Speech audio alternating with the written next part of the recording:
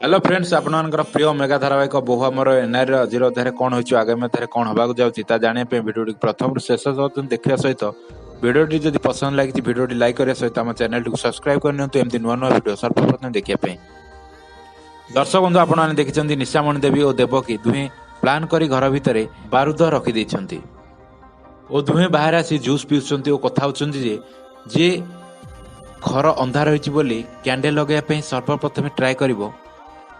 और ब्लास्ट हम और घर सबू मेंबर माने मरवे और दुहे खुशी बनई समय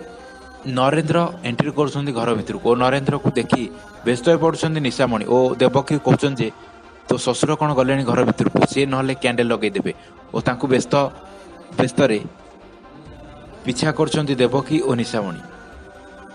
सेपट आनी देखा करने जाइए कालीशंकर को और कालीशंकर रघु को फोन कर बुझुची जे सेठाकार पठे गुंडा को खबर कौन है और रघु कहते जे तमें भी आसनी कहीं गोविंदा और रघुनाथ समस्त धरा पड़ जाए